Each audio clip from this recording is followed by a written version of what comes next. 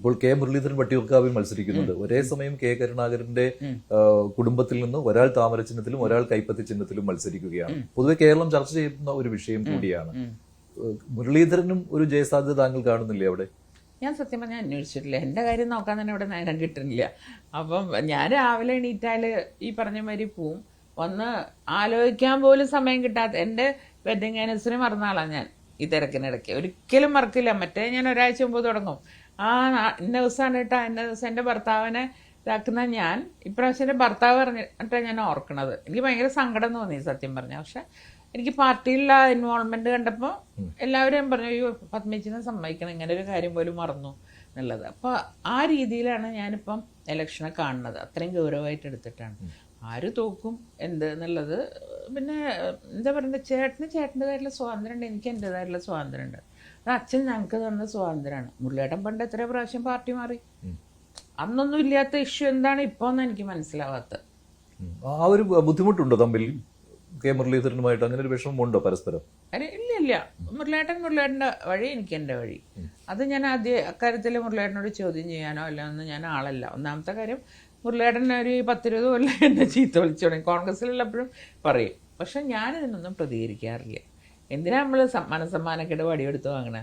അപ്പൊ അതുകൊണ്ട് ഞാൻ അത് മൈൻഡ് ചെയ്യാറില്ല.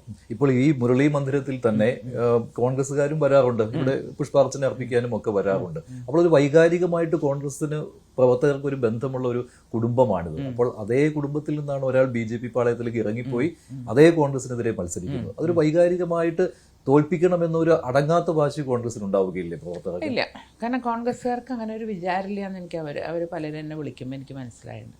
അതായത് ചേച്ചിയുടെ തെറ്റോണ്ടല്ല, നമ്മുടെ വിഭാഗത്തിൽ നിന്ന് തന്നെ ചേച്ചിയുടെ കാലുവാരി തോപ്പിച്ചതാണെന്നുള്ളൊരു ആ സങ്കടം അവർക്ക് എപ്പോഴും ഉണ്ട്. അവരിടയ്ക്കിടയ്ക്ക് എന്നെ വിളിച്ചിട്ട് പറയായിരുന്നു പണ്ട്, തോറ്റുകൊണ്ട് ചേച്ചി വരൂ, എല്ലാവർക്കും ഭയങ്കര വിഷമമാണ്. ഞാൻ പറഞ്ഞു, ഇനി ഇല്ല നിങ്ങളുടെ പാർട്ടിയിലേക്ക്. അത്രയും മനസ്സും എടുത്തിട്ടാണ് ഞാൻ അവിടെ നിന്ന് പോകുന്നത്. തിരിച്ചു വിളിച്ചിട്ടുണ്ടോ അങ്ങനെ? എത്ര പ്രാവശ്യം എന്നെ പല നേതാക്കന്മാരും വിളിച്ചിട്ടുണ്ടെന്നും പേര് ഞാൻ പറയുന്നില്ല. പക്ഷെ ഞാൻ പോവില്ല എന്നുള്ള തീരുമാനം എടുത്തിട്ട് തന്നെയാണ് വന്നത്. അത് ഈ സമീപകാലത്താണോ അതോ അതിനു മുൻപ് ഈ പാർട്ടിയിലേക്ക് മാറി വന്നതിന് ശേഷം, BJPയിലേക്ക് വന്നതിന് ശേഷം? 2 കൊല്ലം എന്നെ വിളിച്ചിട്ടുണ്ട് പലരും.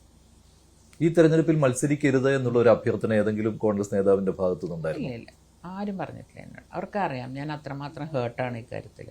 ഒരു കാര്യം ഞാൻ പറഞ്ഞാൽ കേൾക്കില്ല എന്ന് അവർക്ക് നല്ലോണം അറിയാം. ഒരു നേതാവ് പോലും ആശ്വസിപ്പിക്കാനായിട്ട് ശ്രമിച്ചിട്ടില്ലേ? അങ്ങനെ ഒന്നും ഉണ്ടായിട്ടില്ല പാർട്ടിയിൽ എന്നൊരു തെറ്റിദ്ധാരണയാണ്. അങ്ങനെ 1-2 നേതാക്കന്മാര് അവർക്ക് അവസാനം അടി കൊണ്ടപ്പോഴാണ് അവർക്ക് മനസ്സിലായത് അപകടമാണെന്ന് പറഞ്ഞപ്പോൾ പല ഓഫറുകളായിട്ട് എന്നെ വിളിച്ചു. പക്ഷെ ഞാൻ ഇതിനൊന്നും കൊടുക്കാൻ, എനിക്കറിയാം അവരതൊന്നും ചെയ്യില്ല. വെറുതെ അപ്പോഴത്തെ ഒരു ഇതിന് തരാം പിടിക്കാം എന്നൊക്കെ പറയല്ലാണ്ട് അവരൊന്നും ചെയ്യില്ല എന്ന് എനിക്കറിയായിരുന്നു. അതുകൊണ്ട് ഞാൻ ഈ ചെവി കൂടെ കേട്ട ആ ചെവി കൂടെ കളഞ്ഞു. പക്ഷെ കെ മുരളീധരൻ അവരുമായിട്ട് സമരസപ്പെട്ടു. ഇപ്പോൾ തൃശ്ശൂരിൽ അദ്ദേഹത്തെയും കാലുവാരി തോൽപ്പിച്ചതാണല്ലോ. പക്ഷെ അദ്ദേഹം അതുമായിട്ട് യോജിച്ചു. അതുകൊണ്ടാണല്ലോ മത്സരിക്കുന്നത്. ആ പ്രസ്ഥാനത്തിൽ ഉറച്ചു നിൽക്കുകയും ചെയ്തു. നിങ്ങളെന്താ കെ മുരളീധരൻ്റെ പഴയ കാര്യങ്ങൾ മറക്കണം?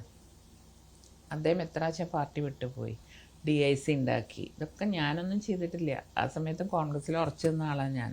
അന്ന് ആരും എന്നെ അപ്രീഷിയേറ്റ് ചെയ്യാനുണ്ടായിരുന്നില്ല. ഇപ്പം മുരളിയേട്ടൻ ചെയ്യുന്നത്, മുരളിയേട്ടന് വേറെ നിലനിൽപ്പില്ല. മുരളിയേട്ടൻ എവിടെ പോവും? അല്ലെങ്കിൽ രാഷ്ട്രീയം നിർത്തി വീട്ടിലിരിക്കണം. അതുകൊണ്ട് മാത്രമാണ് മുരളിയേട്ടൻ മത്സരിക്കുന്നത്. ഇതിൽ മുരളിയേട്ടൻ അവർ കാലു വരുമെന്നാണ് എനിക്ക് സംശയം. കോൺഗ്രസ് അല്ലേ പാർട്ടി. അങ്ങനെ തോൽക്കുകയാണെങ്കിൽ കെ മുരളീധരന്റെ രാഷ്ട്രീയ ഭാവി എന്താകും എന്നുള്ള ചർച്ചകൾ പോലും വെളിയിൽ നടക്കുന്നുണ്ട്. ഒരു വേള കെ മുരളീധരൻ പോലും വേണമെങ്കിൽ BJPയിൽ വന്നേക്കാം എന്ന രീതിയിലുണ്ടല്ലോ. അങ്ങനെയുള്ള പരിഹാസങ്ങളും ഒക്കെ വരുന്നുണ്ട്. അത് താങ്കൾ എങ്ങനെയാണ് കാണുന്നത്? അങ്ങനെ ഒരു കാലം ഉണ്ടാകുമോ? എനിക്കറിയില്ല. കാരണം എൻ്റെ സ്വഭാവം മുരളിയുടെ സ്വഭാവം ഭയങ്കര വ്യത്യാസമാണ്. ഞാനൊരു തീരുമാനം എടുത്തു കഴിഞ്ഞാൽ പിന്നെ അതിന് പിന്മാറില്ല. പിന്നെ മരണം വരെ ഇനി അതെന്നുള്ള എന്ത് സംഭവിച്ചാലും എനിക്ക് കുഴപ്പമില്ല. പക്ഷെ മുരളിയേട്ടൻ അങ്ങനെയല്ല. മുരളിയേട്ടൻ ഇനിയിപ്പോൾ ഒരു മാറ്റം ഉണ്ടാവുമോ മുരളിയേട്ടനെന്ന് എനിക്കറിയില്ല കേട്ടോ. ഞാൻ അതിനെപ്പറ്റി ചിന്തിച്ചിട്ടില്ല.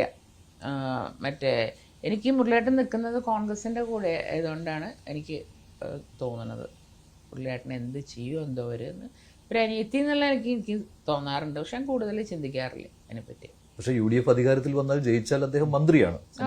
ആവട്ടെ, ജയിച്ചാലല്ല, ജയിക്കാൻ വെച്ചാൽ ആവട്ടെ. കൂടുതൽ വാർത്തകൾക്ക് News 18 Keralam YouTube channel subscribe ചെയ്യുക.